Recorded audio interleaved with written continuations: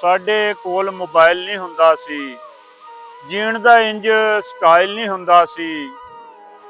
ਯਾਰ ਯਾਰਾਂ ਦੇ ਯਾਰ ਹੁੰਦੇ ਸੀ, ਬੱਚੇ ਵੀ ਤਾਂ ਤਾਬਿਆਦਾਰ ਹੁੰਦੇ ਸੀ।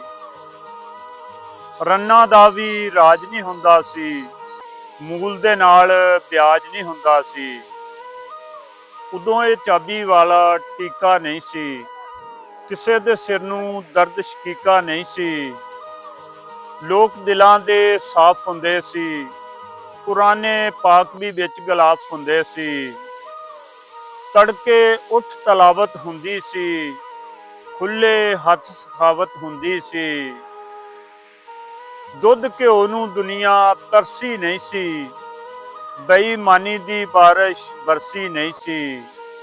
ਨੀਤਾਂ ਦੇ ਵਿੱਚ ਖੋਟ ਨਹੀਂ ਹੁੰਦਾ ਸੀ, ਇੰਨਾ ਸਸਤਾ ਸਾਡਾ ਵੋਟ ਨਹੀਂ ਹੁੰਦਾ ਸੀ। ਮੋਟਰਵੇ ਤੇ ਸੜਕਾਂ ਪੱਕੀਆਂ ਨਹੀਂ ਸੀ, ਥਾਂ ਥਾਂ ਆਟੇ ਵਾਲੀਆਂ ਚੱਕੀਆਂ ਨਹੀਂ ਸੀ। ਕੱਲਾ ਬੰਦਾ ਕੰਮ ਤੇ ਜਾਂਦਾ ਸੀ, ਸਾਰਾ ਟੱਬਰ ਨਜਮੀ ਰੱਜ ਕੇ ਖਾਂਦਾ ਸੀ।